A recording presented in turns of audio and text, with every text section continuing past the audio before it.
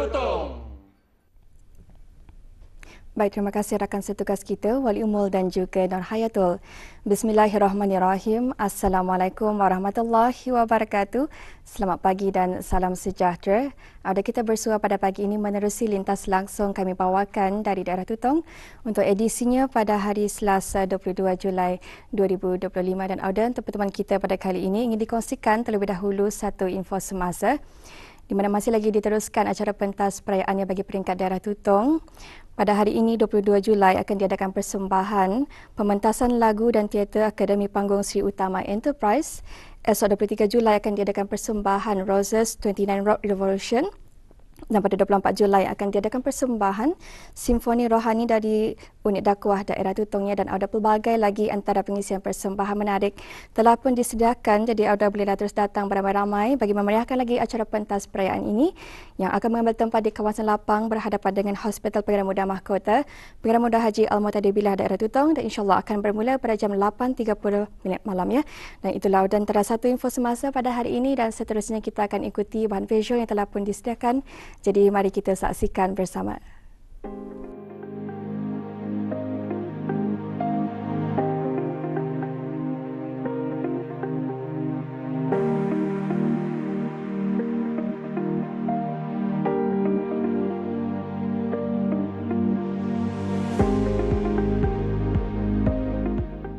Dalam melahirkan rakyat yang berpendidikan, berkemahiran tinggi dan berjaya, pelbagai pihak memainkan peranan signifikan untuk bersama mencapai wawasan negara 2035 dan perkara ini jelas dilihat pada pembabitan golongan para pendidik untuk menyampaikan ilmu kepada anak bangsa yang bakal menerajui negara. Melalui sistem pendidikan yang holistik, dapat dilihat pelaksanaan pelbagai program yang antaranya penempatan latihan industri di luar kampus dalam tempoh tertentu bagi penuntut di institusi pengajian tinggi menimba pengalaman serta mempelajari secara praktikal akan kursus yang diambil yang dapat diaplikasikan pada kajian sebenar. Latihan industri adalah satu program yang dijalankan bertujuan untuk memberikan peluang kepada pelajar menjalani pengalaman kerja sebenar dalam industri yang berkaitan dengan bidang pengajian mereka sebagai sebahagian daripada syarat untuk menamatkan pengajian. Melalui latihan ini, pelajar dapat meningkatkan kemahiran insaniah, komunikasi, disiplin kerja serta kebolehan menyelesaikan masalah secara profesional.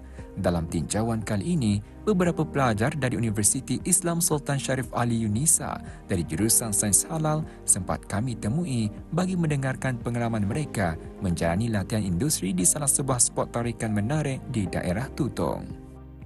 Banyaklah kebaikan sebenarnya untuk pelajar. Salah satunya ialah untuk membuka perspektif kami tentang alam pekerjaan yang mana para pelajar berfikir yang bekerja ni senanglah, tapi sebenarnya hakikatnya ia indah semudah yang ramai yang fikirkan. Dan untuk kebaikan para pelajar juga, ia dapat menambah pengalaman dan juga ilmu pengetahuan kami yang mana ia masih cetek. Dan dengan menjalani latihan industri, kami pun mendapat ilmu daripada para pekerja yang lama-lama.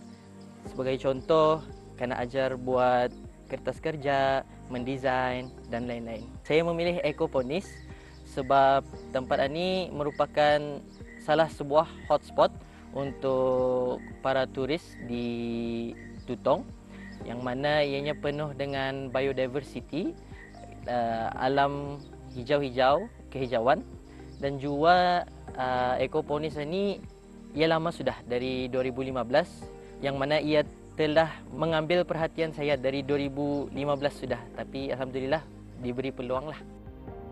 Adapun tujuan lain penempatan latihan industri atau latihan praktikal juga adalah untuk memberi peluang kepada pelajar membangunkan jaringan profesional yakni networking kepada mentor atau pakar yang bermotivasi dan berpengalaman dalam satu-satu bidang selain membantu mereka meningkatkan kebolehpasaran graduan di pasaran kerja serta menilai minat dan kesesuaian kerjaya berdasarkan pengalaman sebenar.